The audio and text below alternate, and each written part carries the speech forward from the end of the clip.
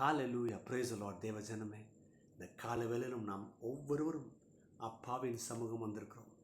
ஏதோ ஒரு மனுஷனின் சமூகம் அல்ல, இந்த உலகத்தின் அதிபதியினுடைய சமூகம் அல்ல. அவங்க நம்மளை ஏமாற்றலாம், செய்யாமல் போகலாம், அது நமக்கு தோல்வி வருவதற்கு 100% வாய்ப்பு இருக்கிறது. ஆனால் நீங்களும் நானும் வந்திருக்கிற இடம் அண்ட சராசரங்களை உண்டாக்கின சர்வ வல்லவர். அவர் நமக்கு மணவாளன், அவர் நம்முடைய நண்பர், அவர் நம்முடைய தெய்வம். அவர் ஒரு நாளும் நம்மளை மறக்கிறதில்லை, நம்மளை விட்டு விலகிறதில்லை. எல்லாரும் இருக்கிற இடத்துல ஓ நன்றி, நன்றி அப்பா, நீ செய்த நன்மைகளுக்கு நன்றி. அவைகள் எண்ண முடியாத அளவுக்கு செய்திருக்கிறீர். கண்டிப்பாக இந்த சூழ்நிலையிலும் என்னை நடத்துவீர், என்னை போஷிப்பீர், என்னை நிறுத்துவீர். ராஜா, நீ செய்த நன்மைகள் அவை எண்ணி முடியாதையா. ராஜா, நீ செய்த நன்மைகள் அவை எண்ணி முடியாதையா. ஏறெடுப்பேன் நன்றி பலி என் ஜீவனாலெல்லாம். ஏறெடுப்பேன் நன்றி பலி என் ஜீவனாலெல்லாம். அதிகாலை நேரம் தட்டி தட்டி எழுப்பி புது கிருபை தந்தீரையா. அதிகாலை நேரம் தட்டி தட்டி எழுப்பி புது கிருபை தந்தீரையா. ஆனந்த மலையில் நனைத்து நனைத்து தினம் நன்றி சொல்ல வைத்தீரையா. ஆனந்த மலையில் நனைத்து நனைத்து தினம் நன்றி சொல்ல வைத்தீரையா. நன்றி ராஜா இயேசு ராஜா, நன்றி ராஜா இயேசு ராஜா, நன்றி ராஜா இயேசு ராஜா, நன்றி ராஜா இயேசு ராஜா. ஹல்லேலூயா. ஒவ்வொரு நாலு காலையில் எங்களை தட்டி எழுப்பி அந்த புது கிருபையை தருவதற்கு நீர் சித்தம் கொண்டிருக்கிறீரே, நன்றி. இன்றைக்கும் உமது பிள்ளைகளுக்கு புதிய கிருபையால் நீ நிரப்ப போகிறேன். இன்னைக்கு அவங்க வாழ்க்கையில் இருக்கிற நெருக்கங்கள், உபத்திரவங்கள், தோல்விகள், அவமானங்கள், முன்னேற முடியாமல் தடுத்து நிறுத்து கொண்டு இருக்கிற மனிதர்கள் அல்ல சூழ்நிலைகள் எதுவாக இருந்தாலும் சரி, கர்த்தராகி நீர் ராஜரிகம் பண்ணுகிறீர். ஆக உமது பிள்ளைகளுக்கு புதிய கிருபையாலே நனைத்து நிரப்பி ஜெயமெடுக்க, வாழ, சுகிக்க கிருபை செய்வீர். உங்க பிள்ளைகள் மேல இருக்கிற நிந்தைகள் நீங்கட்டும் அப்பா. பற்றாக்குறை, போராட்டம், சரீரத்தில் பலவீனம், வியாதியின் உச்சக்கட்டம், பிள்ளைகளுடைய எதிர்காலம், பிள்ளைகளுடைய கல்வி அறிவு, பிள்ளைகளுடைய வேலை வாய்ப்பு, பிள்ளைகளுடைய திருமண காரியங்கள், குழந்தை செல்வங்கள், சௌபாக்கியங்கள், சமாதானங்கள் நீர்தானப்பா தர முடியும். உங்களை நம்புகிறோம். கிருபை செய்யும். நீர் செய்வீர். நாங்கள் உண்மையே நம்புகிறோம். ஆமென். நம்புறீங்களா? கர்த்தர் கைவிடாதவர். அவர் நேர்த்தியான காரியங்களை நமக்கு செய்வார். ஆமென்.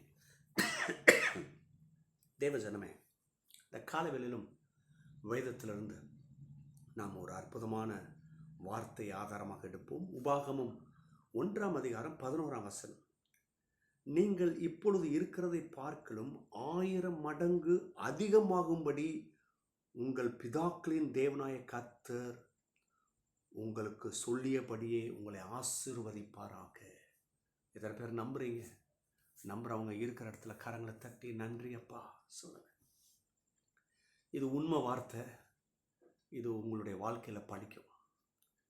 இந்த வசனத்தினுடைய பின் பகுதியை பார்த்தீங்கன்னா, பேக்ரவுண்டை பார்த்தீங்கன்னா, இஸ்ரேல் ஜனம் ட்ராவல் பண்ணிட்டு இருக்கிறாங்க. வனாந்தரத்தில் ஒரு இடத்துக்கு வராங்க.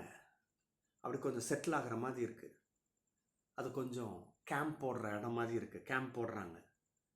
அப்போ கவனிங்க, இப்போ பார்த்தோம்னு சொன்னால் மோசே பார்க்குறாரு, இந்த இஸ்ரவேல் ஜனம் பலத்து போய் பெருகு போயிருக்கு.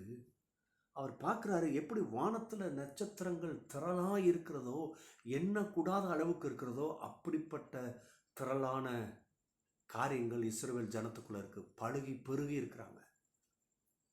எகிப்திலிருந்து வரும்போது பாப்புலேஷன் இருக்குது. ஆனால் இப்போது கர்த்தர் அவங்கள அந்த வனாந்தரத்தில் ஆசீர்வதித்து பழுக பண்ணி பெருக பண்ணி இருக்கிறார்.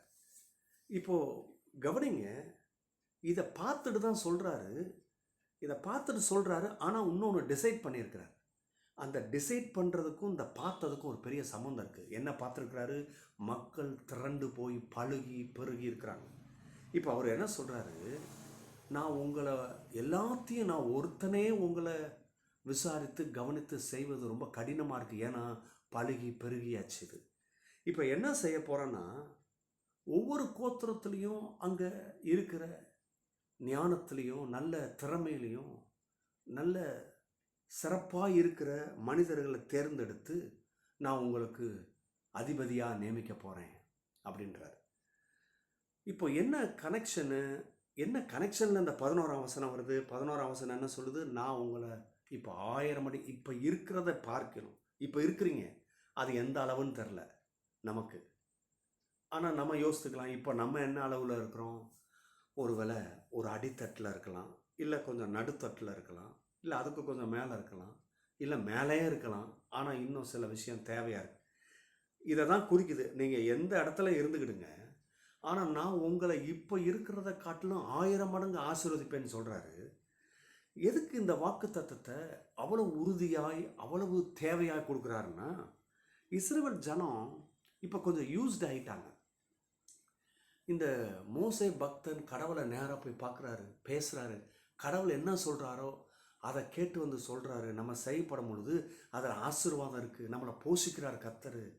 கர்த்தர் மோசே மூலம் நான் உங்களை இந்த பகைவர் கையிலிருந்து விடுவிப்பேன், உங்களுக்கு அந்த தேசத்தை தானே, நீங்கள் போய் சுதந்திரிங்க எல்லாம் சொல்கிறார். அப்போது மோசே ஒரு சரியான மனுஷனாக இருக்கிறார். ஆக இப்போ மோசேல இருந்து அடுத்த ஒரு லீடர், செகண்ட் லீடர்னு வரும்போது அது கொஞ்சம் அவர் நடத்துகிற மாதிரி நடத்துவாங்களா? நமக்கு செழிப்பு கிடைக்குமா? வாழ்வு கிடைக்குமா? நம்ம வாழ்க்கை முன்னேற்றம் இருக்குமான்னு சொல்லிட்டு பார்த்துக்கிட்டு இருக்கிறாங்க. அதுக்கு தான் சொல்கிறாரு, முன்னக்கூட்டியே சொல்கிறாரு, உங்களுக்குள்ளே ஒரு தலைவரை ஏற்படுத்துங்க. ஆனால் பயப்படாதீங்க. நீங்கள் கானானுக்கு போகிறது, நீங்கள் அவருடைய கரத்தில் ஆசீர்வாதத்தை பெறுறது, செழிப்பை பெறுறது, இது எந்த விதத்துலையும் தடப்படாதுன்னு சொல்லிட்டு தான் சொல்கிறாரு. நீங்கள் இப்போ இருக்கிறத காட்டிலும் 1000 மடங்கு ஆசீர்வதிக்கப்படுவீங்க. இது கர்த்தர் உங்களுக்கு சொல்லியபடியே உங்களை ஆசீர்வதிப்பார். இப்போ கவனிங்க, இது என்ன கனெக்ஷனில் சொல்கிறேன்னு சொன்னால், இந்த கான்செப்ட் என்னன்னா, இந்த முழு வசனத்தில் உள்ள கான்செப்ட் என்னன்னா, நீ கடவுளுக்குள்ளே அடங்கிரு. ஒருவேளை உனக்கு புதிய தலைவரை தேர்ந்தெடுத்துக்கோ, அவர் நடத்த போகிறாதுன்ற சொல்கிறத காட்டணும். நீ கடவுளுக்கு அடங்கிரு, உன்னுடைய வாழ்க்கையில் செழிப்பு உண்டாகும். இதை இன்னும் ஆவிக்குரிய விதத்தில் சொல்லணும்னு சொன்னால், இயேசு கிறிஸ்து பரமேறிட்டார். எல்லா சீடர்களுக்கு வருத்தம், நீங்கள் இருந்தீங்க, பேய் பிசாசு போச்சு, அது நடந்தது, இது நடந்தது, அற்புதம் நடந்தது, வாழ்க்கையில் செழிப்பு எல்லாம் இருந்தது, இப்போ நீங்கள் போயிட்டீங்க, என்ன நடக்கும்? அவர் சொல்கிறாரு, நான் உங்களுக்கு ஒரு தேற்றவாளனை தாரேன். அவர் உங்களை சத்தியத்தில் நடத்துவார். உங்கள் வாழ்க்கை ஏராளமாக இருக்கும், தாராளமாக இருக்கும், 1000 மடங்கு பெருங்குவீங்க. அந்த பெருக்கம்ன்ற ஆசீர்வாதம் உங்கள் லைஃப்பில் இருக்கும். ஏன்னு சொன்னால், அதுக்கு தான் நான் தேற்றவாளனை தருகிறேன். பிரியமான மக்களே, இந்த சம்பவம் எப்படியோ அதே சம்பவம் தான். இது இருந்தால் நடந்திருக்கும், இது இருந்தால் இப்படி இருந்திருக்கும். என் தகப்பன் இருந்திருந்தா எனக்கு கண்டிப்பாக வேலை வாங்கி கொடுத்துருப்பார், என் வாழ்க்கை ஆசீர்வாதமாக இருந்திருக்கும். என்னுடைய வீட்டில் என்னுடைய பெரியவர்கள் இருந்தாங்கன்னா இப்படி இருந்திருக்கும், நான் அடுத்த கட்டத்துக்கு போயிருப்பேன். எனக்கு இவ்வளவு நாள் உதவி செய்த அந்த மேனேஜர் இப்போ திடீர்னு ப்ரொமோஷனில் போயிட்டார், அவர் இல்லை, நான் என்ன செய்வேன், எப்படி வாழுவேன், எப்படி இந்த இடத்துல சர்வே பண்ணுவேன். எனக்கு என்னுடைய தொழிலில் ஒரு பெரிய குருவாக ஒருத்தர் இருந்து எனக்கு உதவி செய்தார், எனக்கு போதித்தார். ஆனால் அவர் இப்போ இல்லை, நான் என்ன செய்வேன்? நான் உங்களுக்கு சொல்கிறேன், உங்களுக்கு தேற்றவாளன் இருக்கிறார். ஐயோ, கணவனை இழந்திருக்கிறோமோ, உங்களுக்கு தேற்றவாளன் இருக்கிறார். மனைவி இழந்திருக்கிறீங்களா? கவலைப்படாதீங்க, உங்களுக்கு தேற்றவாளன் இருக்கிறார். அந்த தேற்றவாளன் சத்தியத்துக்குள்ளே, எல்லா ஆசீர்வாதத்துக்குள்ளே, எல்லா வாழ்வுக்குள்ளே நடத்துவது நிச்சயம். கர்த்தர் தாமே உங்களை ஆசீர்வதிப்பார். God bless you.